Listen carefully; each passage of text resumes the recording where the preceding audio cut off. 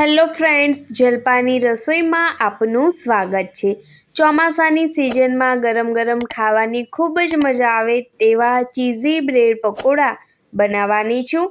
બિલકુલ બજારમાં લારી ઉપર મળે તેવા જ હું આજે બ્રેડ પકોડા બનાવવાની છું। તો રેસિપીને એન્ડ સુધી જુઓ અને સ્કીપ કર્યા વગર જોતા રહેજો। તો સૌપ્રથમ મેં અહીંયા કુકરમાં બટેકાને બાફવા માટે લઈ લીધેલા છે। તો આવી રીતે બટાકાના 2 ભાગ કરીને એમાં પાણી ઉમેરી દઈશું અને કુકરનું ઢાંકણ બંધ કરીને એને બાફવા માટે મૂકી દેવાના છે। તો આપણા બટેકા બફાય ત્યાં સુધીમાં ચણાના લોટનું બેટર રેડી કરી દેવાનું છે। તો એની માટે મેં અહીંયા 1.5 વાટકી જેવો ચણાનો લોટ લઈ લીધો છે। ચણાના લોટને ચાળીને લીધેલો છે। એના પછી ચપટી હિંગ ઉમેરીશું, થોડો અજમો એડ કરીશું, થોડી હળદર અને સ્વાદ મુજબ મીઠું ઉમેરી દઈશું। એના પછી લીલી કોથમીરને એડ કરી અને એમાં થોડું પાણી ઉમેરીને આપણે બેટરને સારી રીતે મિક્સ કરી દેવાનું છે। તો બધું જ આપણે સરસ એવું મિક્સ કરી દઈશું।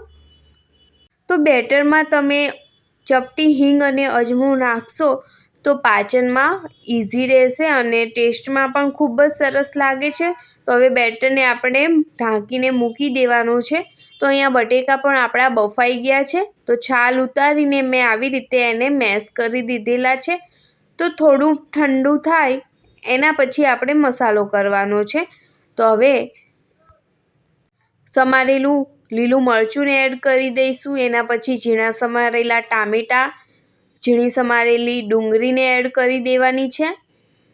થોડી હળદર એડ કરીશું, લાલ મરચું પાવડર એડ કરી દઈશું, ધાણા જીરું ઉમેરી દેવાનું છે અને ચાટ મસાલાને પણ આપણે એડ કરી દઈશું। થોડો ગરમ મસાલો પણ નાખીશું એટલે ટેસ્ટ ખૂબ જ સરસ આવે અને સ્વાદ મુજબ મીઠું ઉમેરીને લીલી કોથમીરને એડ કરી દેવાની છે અને ખટાશ માટે લીંબુને એડ કરી દઈશું અને એના પછી આપણે બધું જ સરસ એવું મિક્સ કરી લેવાનું છે।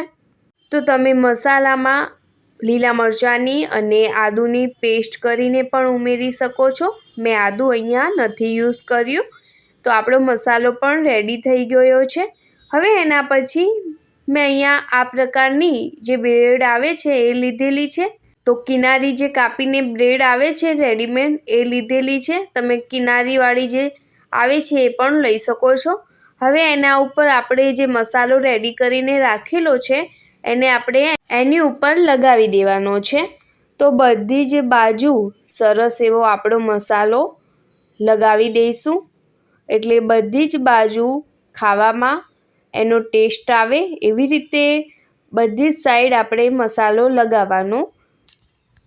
એથી બ્રેડ છે એ ફીકી ફીકી ખાવામાં લાગશે નહીં અને એના પછી આપણે ઉપરથી આવી રીતે ખમણેલું ચીઝ એડ કરી દઈશું।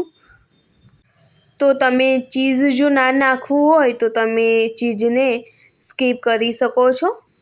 તો અહીંયા મેં ચીઝી બ્રેડ પકોડા બનાવ્યા છે એટલે મેં ચીઝને પણ એડ કરેલું છે અને ઉપરથી બીજી બ્રેડને મૂકીને આવી રીતે પ્રેસ કરી દેવાનું।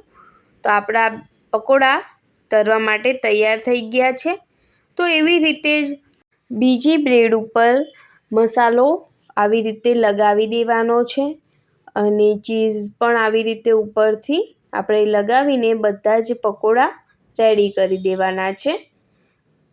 તો બધા પકોડા રેડી થઈ જાય એ પછી બ્રેડને વચ્ચેથી આવી રીતે કટ કરી દેવાની છે અને સેન્ડવિચનો જે શેપ આવે છે એવી રીતે મેં કટ કરી દીધેલી છે। તો અહીંયા બધા જ પકોડા આપણા કટ કરીને તૈયાર છે। હવે એના પછી જે આપણે બેટર રેડી કરીને રાખ્યું છે એમાં ચપટી ખાવાનો સોડાને એડ કરીને મિક્સ કરી દઈશું અને સારી રીતે હલાવી દેવાનું છે। તો અહીંયા આપણું બ્રેડ પકોડા માટેનું બેટર રેડી છે। તો તેલ પણ ગરમ કરવા મૂકી દીધેલું છે। હવે એના પછી જે મસાલાવાળી બ્રેડ છે એને આપણે ચણાના લોટમાં આવી રીતે ડીપ કરીને બધી જ સાઈડથી ચણાના લોટનું કવર કરી લેવાનું છે અને ક્યાંય પણ ખુલ્લું રહી ના જાય એનું ધ્યાન રાખવાનું છે। તો તેલ પણ સારું આવી જાય એ પછી આપણે પકોડાને તળી લેવાના છે। તો ચણાના લોટનું જો બધી જ સાઈડથી સારું એવું કવર થઈ ગયું હશે તો પકોડા સરસ એવા તળાશે અને મસાલો જે છે એ બહાર પણ નહીં નીકળી જાય। એટલે જ્યારે પણ પકોડાને ડીપ કરીએ ચણાના લોટમાં એટલે એનું ધ્યાન રાખવાનું છે। તો અહીંયા આપણા પકોડા તૈયાર થઈ ગયા છે તળીને। એના પછી એવી રીતે જ આપણે બીજા પણ પકોડાને તળી લેવાના છે। તો બ્રેડ પકોડા લાઇટ બ્રાઉન કલરના ના થઈ જાય ત્યાં સુધી આપણે તળી લઈશું। તો આવી રીતે જ બધી બાજુથી પલટાવતા જઈને ક્યાંય પણ કાચું ના રહી જાય એવી રીતે પકોડાને તળી લઈશું। તો અહીંયા પકોડા આપણા તળાઈ ગયા છે। હવે એના પછી એક ડીશમાં આવી રીતે પકોડા લઈને વચ્ચેથી ચપ્પા વડે કટ કરી દઈશું। તો તમે જોઈ શકો છો કે એકદમ સરસ એવા આપણા પકોડા તૈયાર થઈ ગયા છે અને સર્વિંગ પ્લેટમાં તમે ગ્રીન ચટણી કેચઅપ સાથે સર્વ કરી શકો છો। તો તૈયાર છે બ્રેડ પકોડા।